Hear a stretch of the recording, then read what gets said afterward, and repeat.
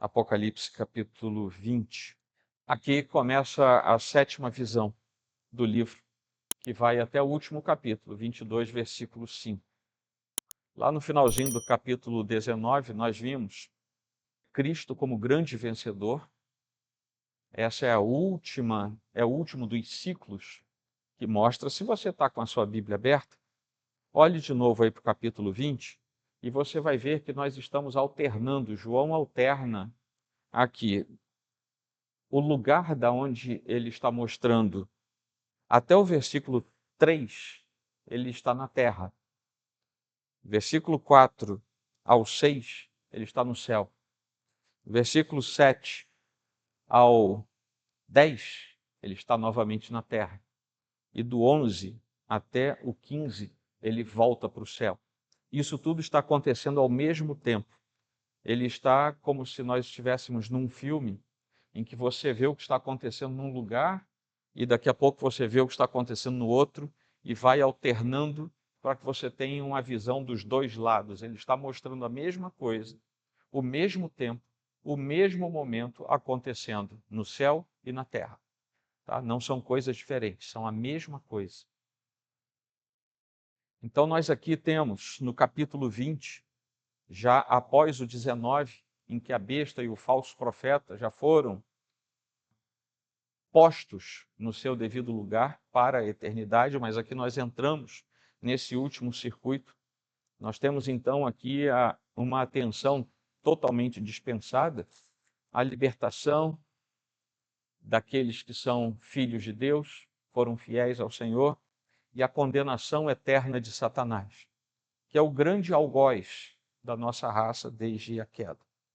E depois ele centraliza a atenção, João vai centralizar a atenção no último julgamento, aquele em que a própria morte é eliminada e lançada nas profundezas eternas, naquilo que se chama de lago de fogo. A morte, o Hades, que nós chamamos de inferno nesta tradução, e o envio dos próprios impenitentes, dos descrentes, para esse lugar que foi preparado para eles pela eternidade. Diferentemente da grande maioria do Apocalipse, o capítulo 20 não traz muitas referências ao Antigo Testamento, com exceção de algumas que eu vou passar para vocês, mas o foco dele é mostrar exatamente essa ambivalência daquilo que vai acontecer durante este tempo que nós estamos. O capítulo 20 é agora, é o que nós estamos vivendo, sendo que está se preparando para algo que vai acontecer.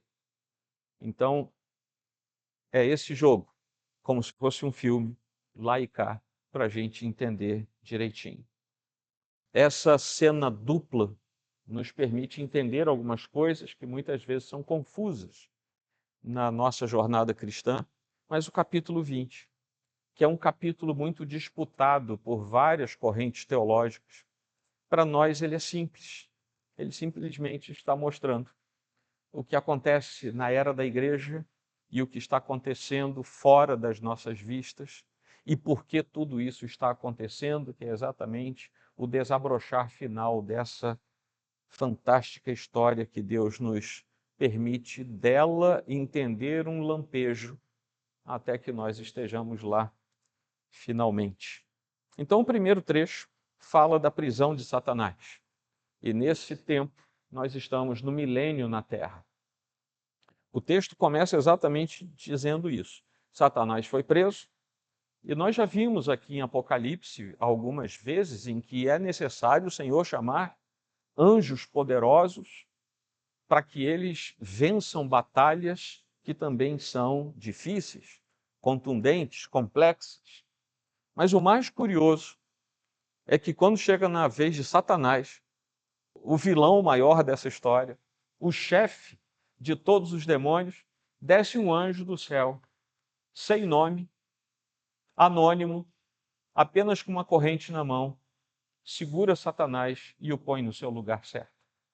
E aí nós descobrimos que o que deixa Satanás preso onde ele tem que estar não é a força de nenhum anjo, mas é a ordem dada por Deus para que isso aconteça.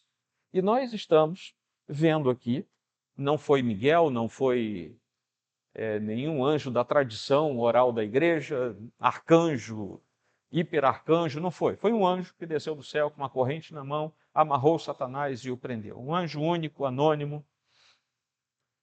O imaginário popular, muitas vezes, alimentado por pseudo-teologias, é só você zapear a televisão, você vai ver um monte de gente falando baboseiras sobre esse mundo espiritual, angelical.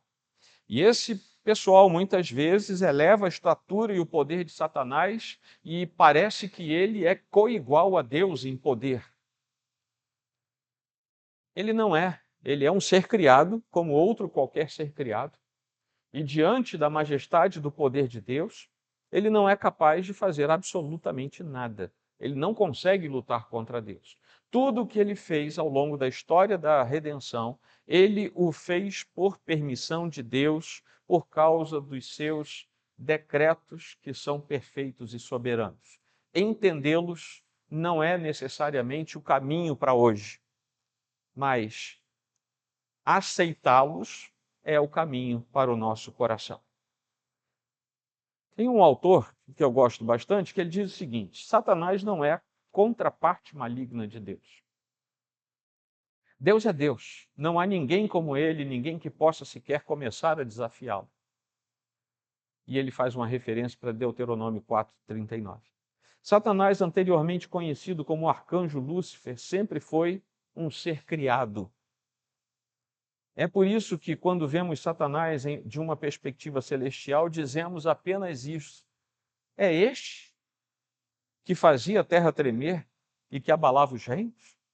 E ele fala isso se referindo a Isaías 14:16. Segurando uma corrente na outra mão, basta uma mão de um único anjo para deter Satanás. Ele é um ser espiritual, isso nós sabemos. Portanto, esses verbos segurar, prender, amarrar, amarrar virou moda, todo mundo quer amarrar Satanás. Esses verbos, eles na verdade não são literais, eles são simbólicos. Você não amarra um espírito, literalmente falando. Você não guarda um espírito em garrafa. Embora um dia desse eu tenha visto alguém que se dizia pastor guardando o espírito dentro de uma garrafa PET de Guaraná. Vem para cá. E o demônio entrava na garrafa de Guaraná, ele tampava, agora sim, agora você está livre. Porém, são verbos simbólicos que nos mostram as limitações de Satanás nesta era. Ele não consegue fazer com que a igreja, neste tempo, no tempo da igreja, seja detida na pregação do evangelho, onde o evangelho precisa chegar. Vejam bem, o evangelho precisa ser pregado em todo o mundo. A igreja é a agência autorizada e comissionada por Deus para pregar o evangelho. E nós nos perguntamos assim: como é que a igreja prega ao redor de todo o mundo se há lugares no mundo em que a igreja não pode pregar? Bom, a primeira coisa é que, se houver um escolhido do Senhor no lugar mais obtuso dessa terra, sabe? A palavra de Deus vai chegar a ele, porque nenhum dos escolhidos do Senhor vai ser privado da salvação no último dia. Mas por que é que nós vemos a igreja florescendo em alguns lugares e murchando em outros? E por que é que nós vemos a igreja murchando onde já floresceu? E por que é que nós vemos a igreja que parece que nunca entrou em alguns lugares? Você pode me perguntar, pastor, por que na Índia só tem 1,5%, com mais de 1,5 bilhão de habitantes, só tem 1,5% de cristãos, juntando tudo, católicos, protestantes? A minha resposta é simples como reformado. Os eleitos do Senhor que estão nos diversos lugares são alcançados e a igreja do Senhor floresce na medida em que o número dos eleitos é maior. Eles precisam ouvir. E já que eu falei de Índia, a Índia já foi um país cristianizado. No começo da era cristã, alguns dos nossos irmãos foram para lá e a Índia já foi um país cristianizado. Hoje não é mais. A Europa já foi muito cristã, hoje não é mais. E esse movimento da igreja é exatamente liderado pela direção do Espírito Santo para alcançar aqueles que precisam, e esse movimento, conforme direcionado pelo Espírito Santo, esse movimento não pode ser impedido por Satanás. É por isso que ele está atado. Ele não pode impedir a ação da igreja onde Deus quer que a igreja esteja levando o seu santo evangelho. Deu para vocês pegarem? A igreja vai cumprir a sua vocação. E é por isso que ele se encontra maniatado. Ele tem limitações no seu poder. Ele não deixa de ser um ser poderoso, mas por ordem de Deus ele tem limitações no seu poder. Deus está atraindo para ele pessoas de todos os lugares, de todas as nações. E nesses lugares os eleitos do Senhor serão salvos e levados para o seu reino. Isso porque a multiforme sabedoria de Deus é revelada na igreja e através da igreja, por meio da pregação da palavra, sempre que ela é aplicada ao coração do impenitente, daquele que não conhecia o Senhor como seu Salvador. É isso que quer dizer que no começo da era cristã, quando o Senhor Jesus institui a igreja através da sua própria vida, que foi entregue por nós, é isso que quer dizer que Satanás foi amarrado. É isso que quer dizer que Satanás não tem os seus vínculos de poder francamente ativos. Mas aí nós entramos no versículo 4. E aqui, se o milênio na terra mostra a igreja evangelizando onde ela precisa, os salvos sendo salvos, os eleitos sendo salvos, o que é que está acontecendo agora no céu? O milênio, o nosso milênio no céu, o que está acontecendo lá? É isso que ele mostra aqui para a gente, do versículo 4 até o versículo 6. Esse é o segundo dos 4 quadros desse capítulo. E nesse quadro, João está levando o leitor para trás dos bastidores, está nos revelando o que acontece ao longo desse período da igreja com todos aqueles que são martirizados e que sofreram, por exemplo, uma morte física por causa da sua fidelidade ao Senhor. Eles, na verdade, morreram aqui, nos 3 primeiros versículos, mas eles estão vivos com o Senhor, versículos 4, 5 e 6. Se aqui eles foram decapitados, martirizados, se aqui eles foram queimados vivos, se aqui eles tiveram seus direitos podados, se aqui eles foram jogados ao mar, se aqui eles foram machucados, presos, encarcerados, ao morrerem aqui, versículos 1, 2 e 3, eles estarão com o Senhor, versículos 4, 5 e 6. É isso que João está fazendo. É a dinâmica das 2 câmeras nos mostrando a mesma realidade, no mesmo tempo, por 2 óticas diferentes.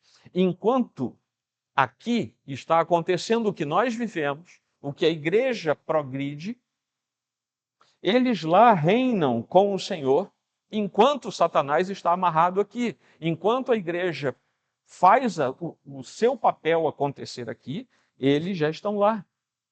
Eles estão naquilo que na literatura hebraica antiga se chamava de seio de Abraão. Eles estão na presença de Deus com plena consciência de que aquele tempo haverá de passar e de que eles haverão de ressuscitar e que aquela alma que está hoje na presença do Senhor haverá de se juntar com seu corpo para que entre a eternidade na presença do Senhor. Mas hoje eles já têm a alegria de estarem na presença do Senhor, sabendo que isso é irrevogável. Quem está diante do Senhor não sairá mais da presença eterna do Senhor. Talvez você se lembre de gente que militou com você, principalmente nós que somos mais velhos. Nos lembramos de gente que se sentou ao nosso lado nos bancos da igreja, talvez não tenha sido fisicamente martirizado, mas gente que sofreu algumas coisas nesta terra, gente que teve dificuldade, gente que precisou chorar e que já se foi. Que nós estivemos, eu não sei quantos sepultamentos eu já fiz na minha vida, mas gente que já foi sepultada nesta terra, cuja alma está na presença do Senhor. já no antegozo da eternidade. É isso que João está nos mostrando aqui. Enquanto estamos aqui no milênio, o Senhor já abraça as almas daqueles que se encontraram com Ele. Talvez ele aqui tenha feito uma menção a Daniel 7, 9 e 27, porque ele viu tronos. No início dessa segunda parte, ele viu tronos. O trono é grande, o trono é branco, tudo isso é simbólico. E ele lá em Daniel 7, 9 e 27, talvez tenha lido o seguinte: continuei olhando até que foram postos uns tronos, e o ancião de dias se assentou. Sua roupa era branca como a neve, e os cabelos da cabeça eram como a lã pura. No versículo 27, o seu trono eram chamas de fogo, e as rodas do trono eram fogo ardente. O reino, o domínio e a majestade dos reinos debaixo de todo o céu serão dados ao povo dos santos do Altíssimo. O seu reino será um reino eterno, e todos os domínios o servirão e lhe obedecerão. Só que João não teve coragem, não sei porquê, de descrever aquele que estava no trono. Ele diz que alguém estava no trono. Vi também tronos, e nestes sentaram-se aqueles aos quais foi dada autoridade para julgar. Talvez os 24 anciãos, os seres viventes, ou aqueles que já foram levados pelo Senhor e que recebem autoridade para julgar. Isso é bastante amplo. Mas o fato é que 3 coisas aqui nos chamam a atenção: os tronos, as almas dos mártires e um milênio reinando com Cristo enquanto a igreja ainda está aqui. Os tronos são as representações da autoridade e da justiça. É ali que está a palavra sim ou não. É a autoridade do Deus Todo-Poderoso que se manifesta diretamente nos tronos. E ali existe uma ligação clara com seres que nós vimos ao longo do Apocalipse, principalmente os 24 anciãos, porque os tronos estão no plural, não é apenas um trono. Esse um trono vai aparecer de novo no último pedacinho que a gente vai ver. Eles estão governando nos seus tronos com Cristo no céu, tomando atitudes e deliberações para a glória de Deus, sem mais o peso do pecado, porém ainda não na glória eterna, aquelas almas que estão perante Ele. Jesus promete aos vencedores que eles se sentarão com Ele no seu trono. Nós vimos isso lá no capítulo 3 e agora nós estamos vendo isso na prática. E essa promessa de reinar com Ele aparece várias vezes ao longo do Apocalipse, ao longo do capítulo 3, no capítulo 5, aqui no versículo 4, esse que nós estamos lendo, no versículo 6 e depois no capítulo 22, no versículo 5, que é o último pedacinho dessa 7ª visão. As almas dos mártires, enquanto o milênio transcorre aqui na Terra, com perseguições, com mortes. Não quero desanimar ninguém, quero animar vocês, mas vai piorar. Tudo isso está indo para o final. Nós vamos ver aqui, o próprio texto nos mostra que vai piorar. Lá no céu, ao mesmo tempo, nós vemos o descanso prometido àqueles que são fiéis ao Senhor. Ele descreve mártires decapitados pelos romanos. Muito provavelmente, quando os primeiros leitores viram isso aqui, se lembraram das tochas humanas feitas com cristãos, se lembraram dos cristãos decapitados, se lembraram dos cristãos lançados às feras. Isso era comum nos dias de João. Ele próprio exilado na ilha de Patmos. Os seus companheiros de ministério apostólico, todos eles já mortos, e cada um morto de maneira pior que a do outro. Só tinha sobrado João, era o velhinho, 90 e poucos anos agora, e ele está dizendo: gente, calma, olhem o que está acontecendo agora. Nós estamos sofrendo aqui, mas esperem um pouquinho, é um estalar de dedos. Quando os nossos olhos se fecharem e se abrirem, nós vamos estar com eles na presença do Senhor Deus Todo-Poderoso e nunca mais seremos mortos, cerrados ao meio, cremados vivos, lançados às feras, afogados, jogados em óleo quente, nunca mais. E a nossa fidelidade é o passaporte final para nós entrarmos na presença do Senhor. Talvez ele aqui tenha feito também um paralelo com o capítulo 6, versículo 9, quando o próprio João já tinha falado: vi debaixo do altar as almas daqueles que tinham sido mortos por causa da palavra de Deus e por causa do testemunho que deram. E um milênio reinando com Cristo são os três elementos de destaque aqui. Isso mostra claramente que aquilo que João queria mostrar não era um relógio de tempo. Algumas teologias que tratam essa parte final do conhecimento bíblico, que se chama escatologia, entendem que o mais importante do Apocalipse é a contagem do tempo. Não é. O mais importante do Apocalipse é qual é o nível da sua fidelidade a Deus. Para Deus e para a própria igreja, tanto faz se 1000 anos são literais, se são simbólicos, se são 15 mil anos, 40 mil anos, não faz importância. Isso não tem nada a ver com sermos fiéis. O que o Apocalipse quer que nós entendamos é: seja fiel até a morte e você vai receber a coroa da vida. É isso que o Apocalipse quer de nós. Não é que a gente ande com um relógio dizendo: eu estou no último minuto do tempo de Deus. Isso não tem nada a ver, até porque Deus não nos autorizou a contar tempo nenhum. Por causa do sangue do Cordeiro e por causa da palavra do testemunho que deram, e mesmo diante da morte não amaram a própria vida, esses são os santos que venceram o dragão, que está lá no capítulo 12. É isso que Apocalipse quer de nós. Estes são aqueles que estão no trono e agora exercem autoridade ao lado do seu Senhor e Salvador. Porque venceram. Porque se levantaram na sua fidelidade e venceram diante do Senhor. Esta é a ênfase. E esta é a primeira ressurreição, a redenção que o Senhor nos dá. Bem-aventurado e santo é aquele que tem parte na primeira ressurreição. Por quê?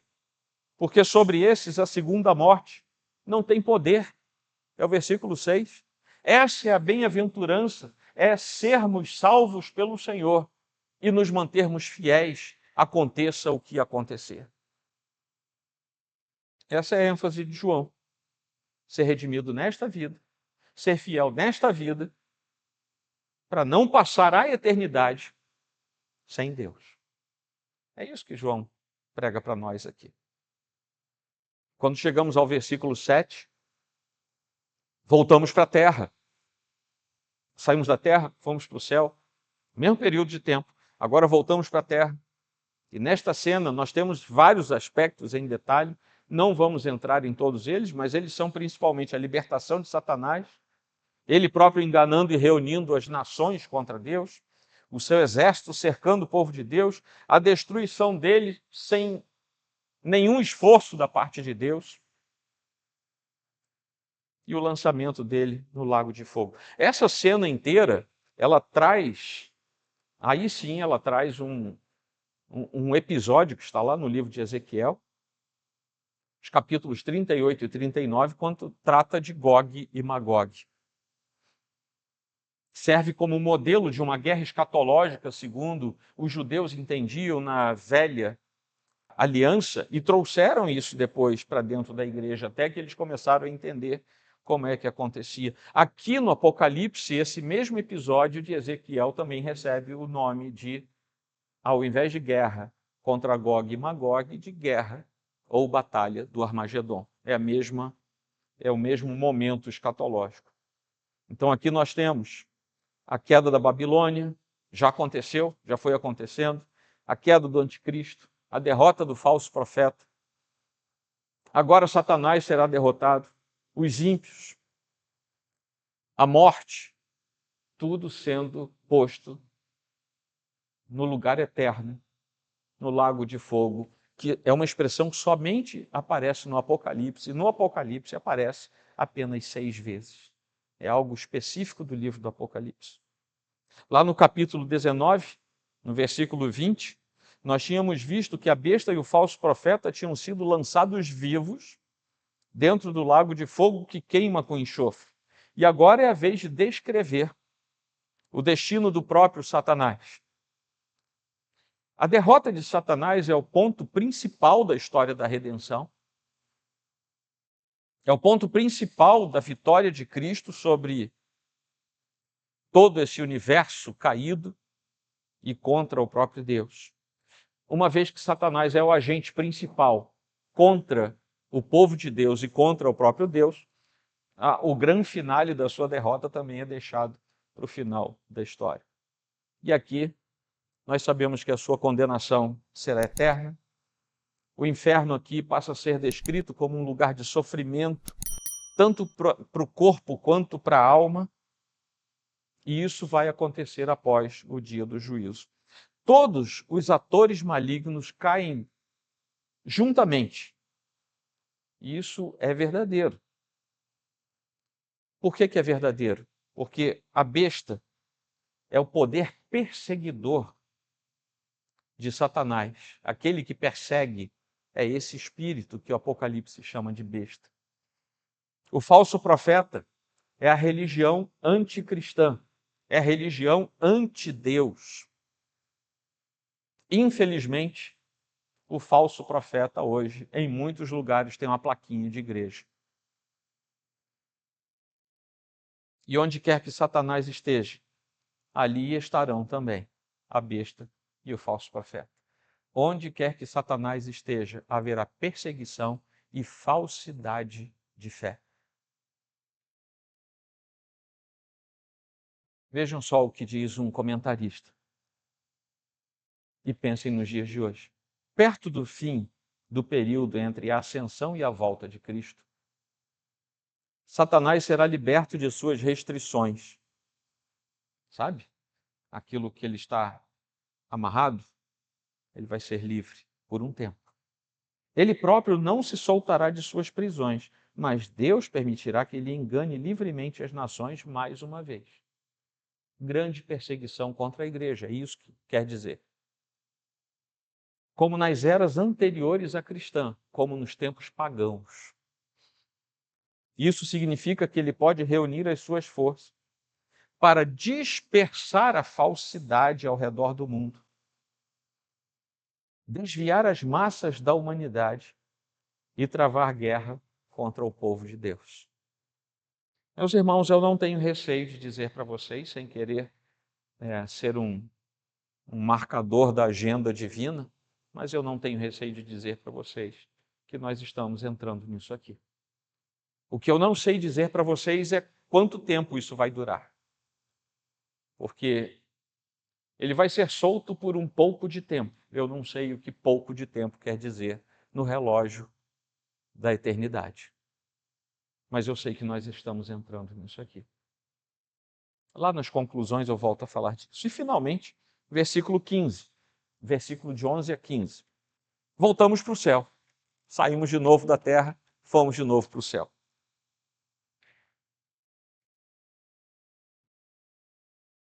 E ele volta a trazer referências do capítulo 4, do capítulo 19.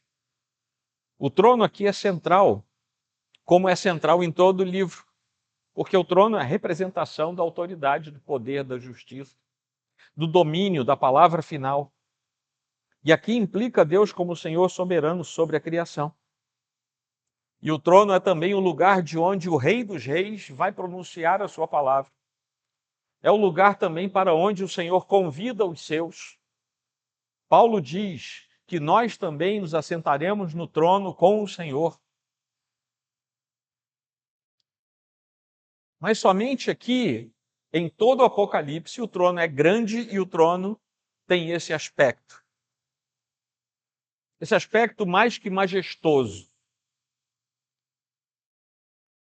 O adjetivo grego megas, daí que nós temos megalomaníaco, né? É essa expressão grega que quer dizer grande. Só no livro de Apocalipse aparece 80 vezes. Uma palavrinha que se repete 80 vezes num livro de 22 capítulos. Apocalipse quer indicar que há algo maior do que a própria vida. É algo que transcende a vida. Por isso que é grande, por isso que é soberbo, no sentido de não caber. Ele transborda. E assim é quando ele olha para aquela figura no trono, ele não consegue dizer, ele só consegue dizer que o trono é grande demais. Ele é branco, talvez numa brancura que ele não consiga reconhecer. E ao longo do Apocalipse, nós sabemos desde o primeiro capítulo que essa cor simboliza a pureza, santidade, o triunfo, a perfeição da justiça divina. Então ele é monumental, gigantesco, majestoso e ao mesmo tempo é totalmente justo, totalmente puro, totalmente santo. Tudo que é pronunciado daquele trono é perfeito e é majestoso. Ele não consegue descrever Deus, mas ele faz aquela referência que eu falei para vocês, lá de Daniel, capítulo 7.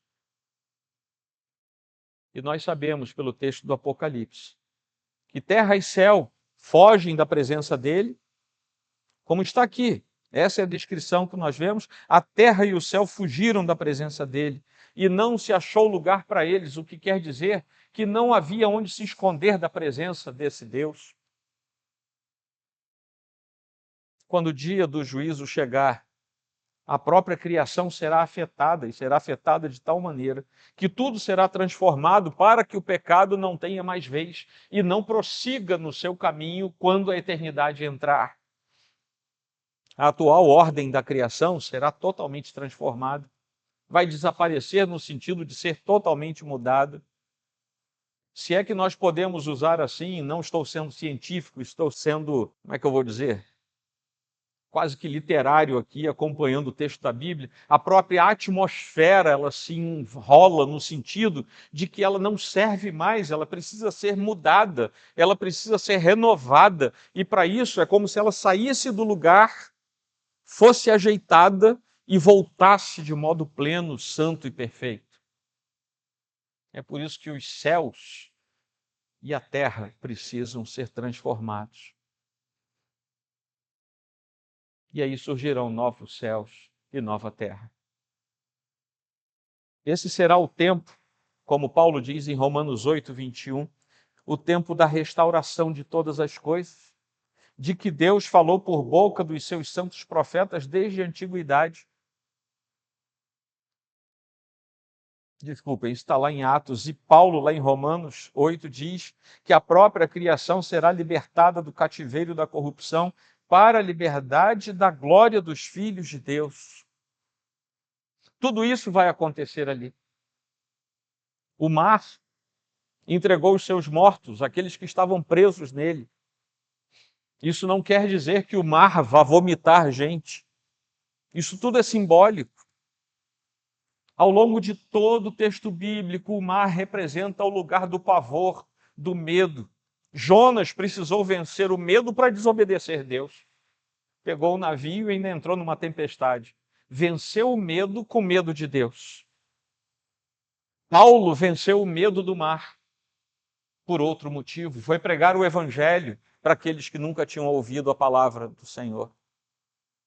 Ao longo da Bíblia, pessoas precisaram vencer o medo do mar, mas o mar é o lugar de onde vêm os monstros, de onde vêm os inimigos, de onde vem o perigo, de onde vem a morte. É isso que João está dizendo. O mar não vale mais nada. Ele vai ser obrigado a entregar aqueles que ele tragou, aqueles cuja vida ele ceifou.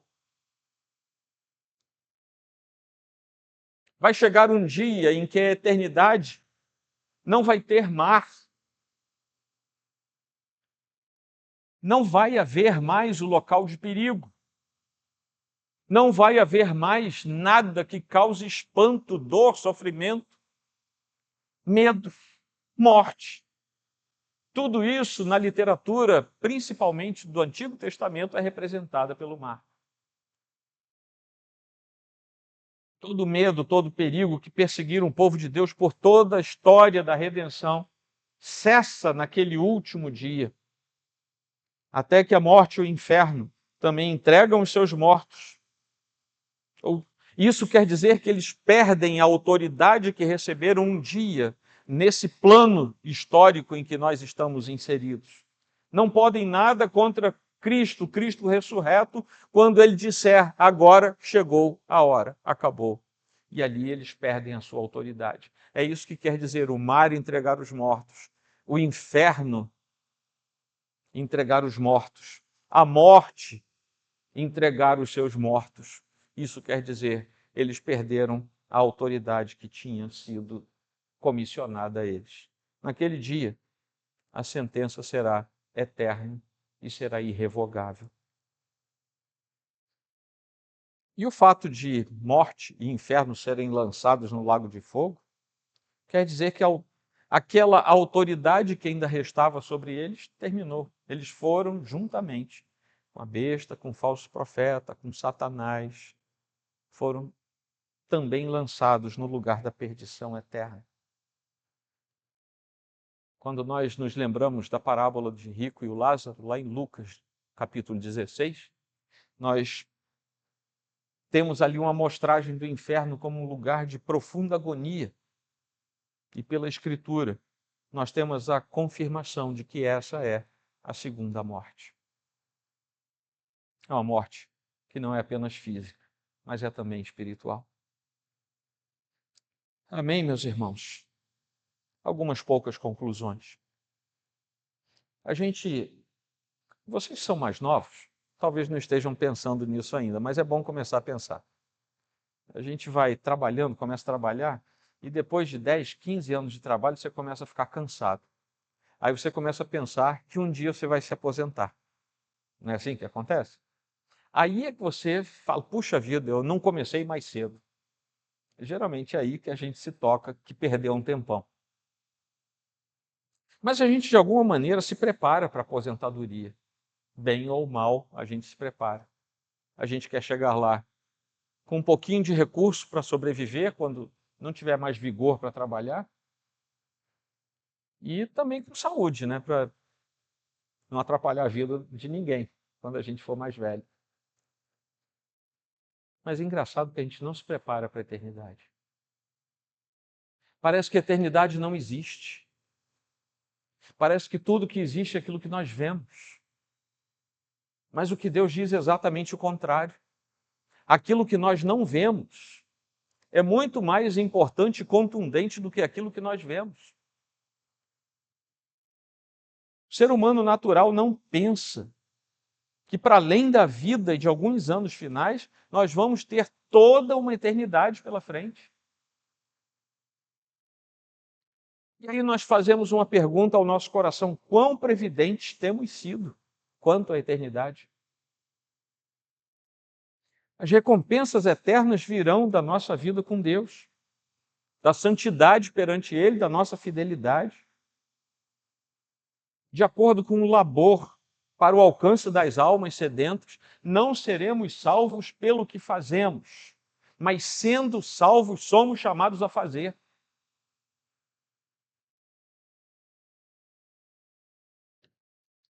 Precisamos começar a viver para a eternidade e não apenas para o presente. Eu andei algumas semanas aí atrás perguntando para vocês, talvez uns 2 meses, para quem você pregou o evangelho nessa última semana? Nessa última quinzena, nesse último mês? Para quem? Nós somos o único povo na face dessa terra que entende a questão da eternidade de acordo com a palavra de Deus. As almas que nos cercam estão indo para o inferno.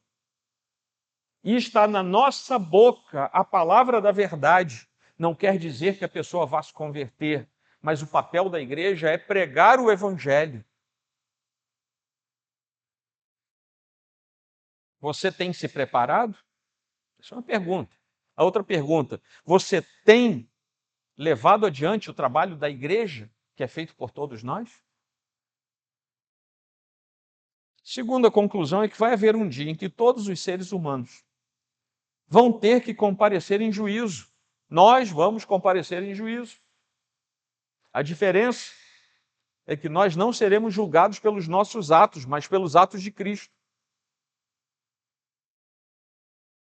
A pergunta é se nós estamos preparados para isso agora. Em qual lado nós estaremos naquele grande dia? Do lado dos que creram e seguiram Jesus? Ou do outro lado?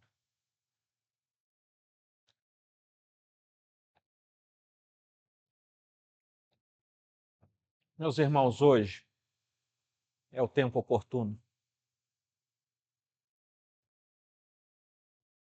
Hoje é o tempo de reconciliação com o Senhor. Hoje é o tempo de salvação. Hoje é o tempo de nos entregarmos de tal maneira nas mãos do Senhor que você saia da literatura e tenha certeza nas suas próprias convicções de que, se necessário fosse, você iria até o final, até para ser martirizado. Vou falar para vocês algo assim difícil. E não estou falando apenas da nossa igreja, estou falando da igreja do Senhor no nosso país. Se entrassem pessoas aqui armadas agora, eu não sei quantos aqui permaneceriam dizendo: eu sou fiel ao Senhor.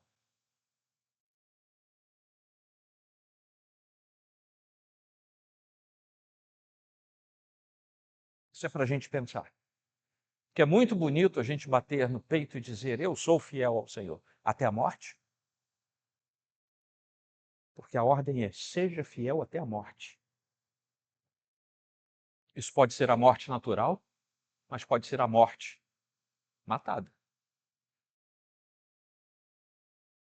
Terceira conclusão é que a história da redenção se desenrola há milênios incontáveis. Desde que a nossa raça caiu, desde a queda. Mas ao longo de todo esse tempo, um grande consolo tem pairado sobre o povo de Deus. De que os seus nomes estão registrados no livro da vida e que dali não serão apagados. Esse é um grande consolo que vem sobre nós. Porque o Cristo que nos resgatou e nos permitiu estar lá, com tinta indelével, é o mesmo Cristo que nos dá perseverança para chegarmos até o final.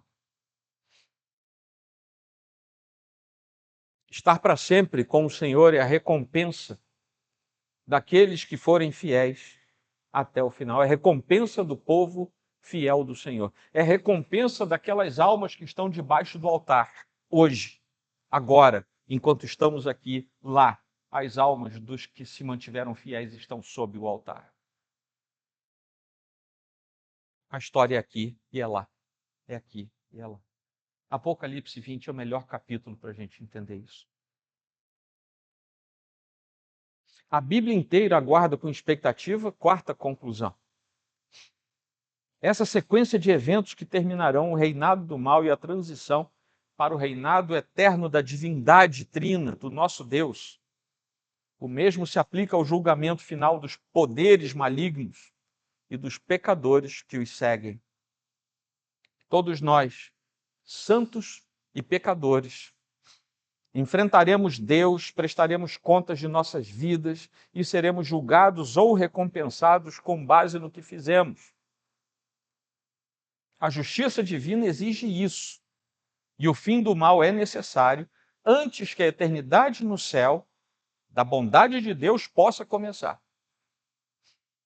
Pecadores, os anjos caídos, a própria morte e o inferno devem ser jogados nas trevas, no tormento eterno, para abrir caminho pela alegria e bênção do novo céu e da nova terra.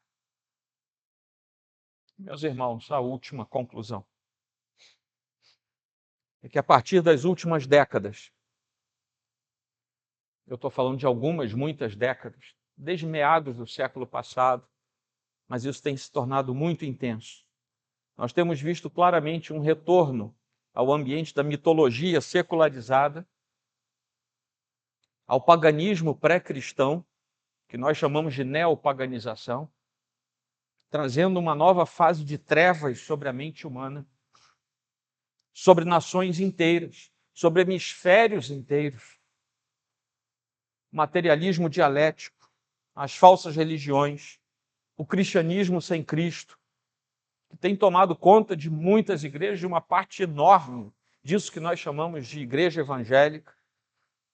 O hipermodernismo com a sua exposição hedonista, os resquícios de uma nova era, de uma era de globalização sem fronteiras, com censuras absolutistas, padronização da mente, padronização de comportamentos, em que até o alimento começa a ser ditado como deve ser. Leiam depois o que é a Agenda 2030 da ONU. Até o alimento já entrou no regramento futuro que nós vamos ter que enfrentar. Se você entrar hoje no supermercado, tem lá hambúrguer vegetal, linguiça vegetal, tudo vegetal. Peixe vegetal, tudo vegetal. Se você olhar lá no cantinho, você vai ver o selo Agenda 2030. Isso já está estampado. O Senhor disse: pega de toda a erva do campo e vai comer. Depois da queda, vai trabalhar e vai comer. Noé sai da arca e o mesmo Deus diz: eu tinha dado toda a erva para vocês, agora eu estou falando tudo que se mexer por aí, se você matar e comer, só não come o sangue. Mas é para você comer. Agora vem essa agenda globalizadora e diz: não comam mais nada que Deus mandou comer. Agora, sabe? Nós é que sabemos o que é melhor, Deus não sabe de nada. Estamos perto do fim, meus irmãos. Mas não sabemos o que isso significa em termos de tempo. Por isso, prestem atenção, por isso, aquele que pensa estar em pé, veja que não caia. Amém? Incline a sua fronte, por favor. Faça a sua oração.